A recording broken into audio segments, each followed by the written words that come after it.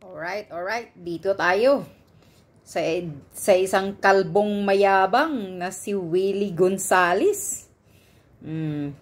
Pakinggan nyo kung anong klaseng tao ito. Nasibak pala ito.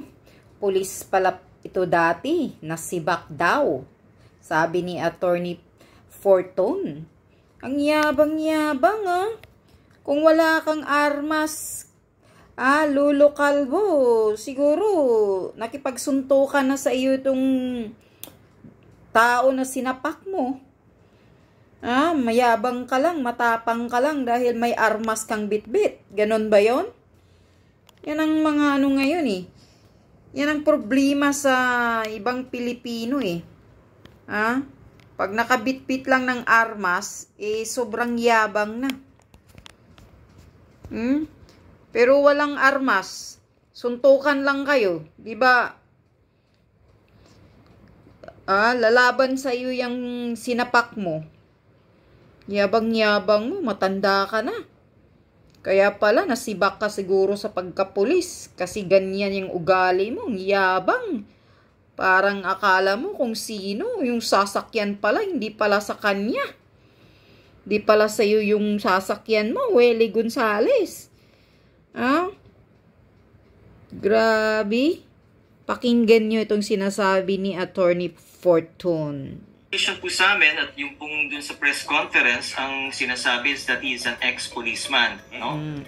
Pero information would appear that he was dismissed from the service. Now, inaalam pa namin if he was dismissed for the same reason as ito pong nangyari na insidente, meaning na meron siyang dinuro na tao, no, tapos binunutan ng barel, and there were administrative sanctions that were imposed on him. Napag-alaman ng Land Transportation Office na hindi pagbabayari ng nag-viral na motoristang bumunot ng baril ang sasakyan nitong kulay pula na sedan. Ayon kay LTO Chief Assistant Secretary Vigor Mendoza II, hinaina na ng show cause order ang rehistradong may-ari ng sasakyang may plakang ULQ 802 at ipinatatawag sa ika-31 ng Agosto. Ito upang imbestigahan kung bakit iba ang nagmamaneho ng kanyang sasakyan at malinawan kung naibenta ito o ipinahiram lamang. Dagdag pa ng LTO, 2 batas ang nalabag ng driver. Ito yung improper person to operate a vehicle at reckless driving. Nakaalarma na din ang ginamit na pulang sedan ng nag-viral na motorista. At kahit nagkaayos na umano ang motorista at siklista, pagpapaliwanagin pa rin umano ng LTO na nakip sa siklista kung bakit hindi dapat siyang mapawian ng lisensya. Hindi rin ibig sabihin ito ay mapapawalang bisa na rin ang mga posibleng paglabag nito sa batas, lalo't nag-ugat ang alitan sa pagpasok sa bike lane ng motorista. Right now po ay meron po akong natatanggap ng mga anonymous information ng mga netizens na sinasabi that he's connected with the judiciary. He's a staff sa judiciary. No, and so meaning kaya makikita niyo po dun sa video po no na para siya naka-barong shirt jacket. Tapos siyang lapel pin dito sa on the left side, no? So he appears to be a government employee. Ayan, if you take a look at the video, naka-barong jacket siya. And then makikita niyo yung lapel pin dun sa left mayroong pin pa siya sa collar niya. Makikita niyo yan. So and matapang matapang talaga So he tapang appears matanda to feel that he's impervious, that he's invincible, and that he has the proper connection so that anything that he does pwede niyang gawin na hindi siya mapaparusahan. Ngayon, that is something.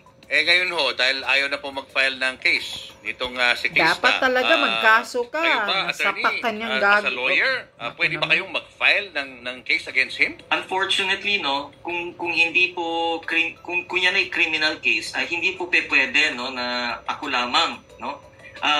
Kasi in a criminal case, kailangan ng witnesses. And the witnesses have to be people who have personal knowledge nung pangyayari. The only 2 people who were present there was yung siklista, who was the victim, and yung vlogger, yung tao na nag-video. Unfortunately, even itong vlogger, tinakot na rin ng mga pulis. Tinakot na rin po siya. In fact, ang nangyari po talaga, pulis, nananakot na rin. Nagpadala po yan ng mga private messages doon sa vlog page noong vlogger. Tapos ang sinasabi, alam daw nila yung kotse na sinasakyan nitong vlogger at dahil daw meron daw silang CCTV footages and then i-take down daw yung video, otherwise mapapahamak din daw siya sa pagdedemanda. No? So as you can see, even yung vlogger ngayon who is supposed to be a witness to the crimes committed is no longer willing to testify.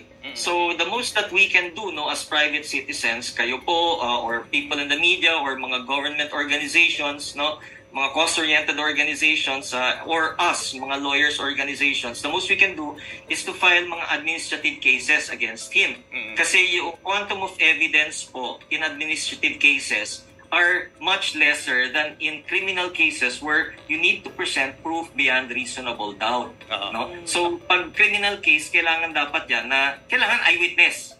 Kailangan witness or eyewitness. Hindi pwede yung video because pwedeng i-challenge yung authenticity ng video So, kailangan dapat mismo yung tao na nag-video ang tatayo at sasabihin niya gano'n, opo, ako po yung nag-video niyan at kaya ko po na-video yan kasi mismo personal na saksihan ko yung pangyayari. Correct. So, anong klaseng administrative case ang pwedeng isampa naman sa kanya? Alright, so right now po, ang naiisip ko po ay, and which I will be filing beginning tomorrow all the way until Friday. Yan, kasuhan mo talaga, attorney. Filing a Yabang-yabang. a complaint petition with the LTO so that yung driver's license nitong si Gonzales will be revoked and or suspended, no? Yes, Whatever is warranted. dapat lang. Kasi I-revoke ang yung license kanyang niyan. ginawa na pag-cut dun sa siklista is a very dangerous and reckless act na pwedeng masaktan yung tao kung hindi mamatay, no? Kung yan ay natumba tapos nasagasaan, pwedeng, pwede talagang mamatayan and the proximate cause is yung pag-swerve niya ng biglaan para lamang na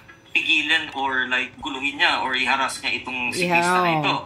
Number 2, which actually has already happened as we speak, I would have wanted to file a letter or complaint with the Firearms and Explosives Office of the Philippine National Police for the revocation and cancellation ng gun licenses itong taong ito, including yung kanyang permit to carry. I understand already that na-revoke na yung mga lisensya ng mga baril nitong taong ito. Number 3 is if it is proven, if it is verified that he is still a government employee, then he can be sued before the Ombudsman for violation of RA 6713, yung Accountability of Public Officers Law natin, on the ground of conduct unbecoming of a public officer. At yun, pwede nyo gawin yun, attorney? Yes po. Okay. Yes po. Okay. And then lastly po, Okay, yun. You see?